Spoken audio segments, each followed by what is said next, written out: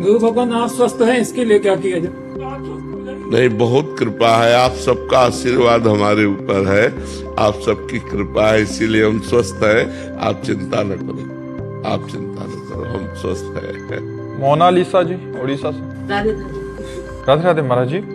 महाराज जी, राधा रानी की कृपा प्राप्त करने के लिए क्या केवल नाम जप से उनका प्रेम मिल जाएगा? हाँ, प्रेम मूल यह नाम है, प्रेमी रसिक जपत यह नाम, प्रेम मगन निज बन विश्राम, श्री हरिवंश जहार है। प्रेम मूल नाम है।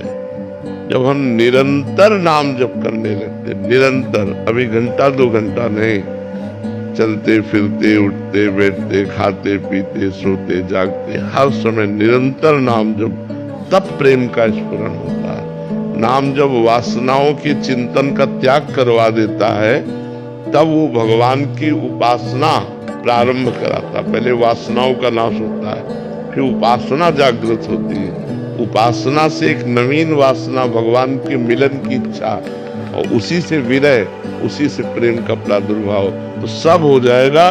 पर निरंतर नाम जपने का अभ्यास किया जाए तो निरंतर नाम जप करने से हृदय में प्रेम का प्रादुर्भाव हो जाता है। और बच्चों लोग पढ़ाने के टाइम कैसे करें? जब पढ़ाई कराते हैं बच्चों को, उस समय नाम जप कैसे करें? हाँ, बीच बीच में उसमें भी स्मरण कर ले। ऐसा नहीं कि आप निरंतर बोल ही रही हैं, जब आप बोलना बंद करें तब आप राधा राधा स्मरण करने लगे। और जितने मिनट आपने अध्ययन कराया बच्चों को, अध्यापन जो आपकी क्रिया है, अध्ययन कराया, उतने समय को कृष्णार्पणमस्तु कर दीजिए।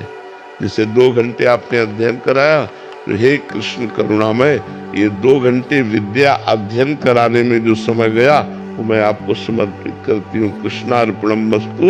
वो भी भजन माना जाएगा। भागवत धर्म के अंतर्गत समर्पण भाव आता है। और शेष समय में, खाली समय में नाम निरंतर जपिए, तो इसी से भगवत प्रेम प्रकट हो जाएगा। प्रशांत अग्रवाल जी मुरादाबाद से। महाराज जी, ईश्वर प्राप्ति अपने प्रयासों से संभव है या ईश्वर कृपा मात्र से? दोनों अत्यंत आवश्यक है। अपना पुरुषार्थ और भगवान की कृपा।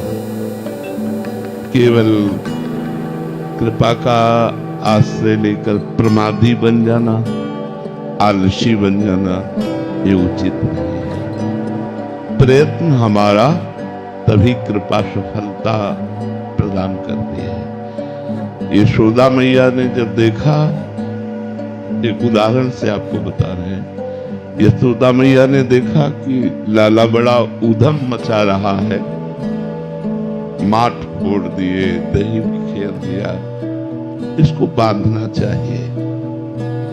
तो पकड़ने के लिए दौड़ी, लाला पकड़ में नहीं गए, लेकिन वो दौड़ना बंद नहीं किया। प्रभु ने पीछे मुड़ के देखा कि मां पसीने से लथपथ हो रही है, करुणा करके पकड़ में आ गए। इस लीला से हम क्या देखते हैं कि यशोदा मैया का प्रयत्न, पकड़ नहीं सकता था, लेकिन प्रयत्न को देख करके भगवान करुणावश पकड़ में आ गए। तो हमारी साधना भगवान को पकड़ नहीं सकती, लेकिन हमारी साधना का प्रयत्न देखकर भगवान हमारी पकड़ में आ गए, हमारे अनुभव में आ गए, हमारे ध्यान में आ गए। इसलिए हमारी साधना, जिसे प्रयत्न कहते हैं, जिसे पुरुषार्थ कहते हैं, और भगवान की कृपा, दोनों से भगवत प्राप्ति होती है। आप समझ पाए? मंजू जी कोटा से। महाराज जी, भक्ति में भाव ज्यादा जरूरी है या अनुशासन?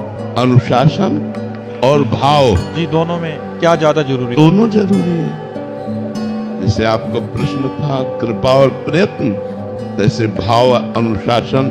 अगर हम अपनी इंद्रियों को अनुशासित नहीं करेंगे, हम अपने मन को अनुशासन में नहीं लाएंगे, हम नियमों के बंधन में नहीं बंधेंगे, तो हम भाव तक पहुंच ही नहीं पाएंगे।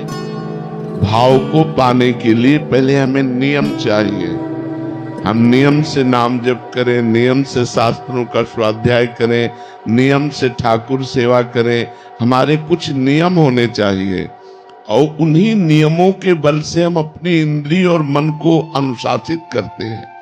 नियम में एक पावर प्रकट होता है, उसी पावर से हम अपनी इंद्रियों को, अपने मन को काबू में करते हैं। अगर इंद्रिय और मन अनुशासित नहीं है, मनमाने आचरण होते हैं, तो कहावत सुनी होगी, अंधा बटे और पड़ा चबाए।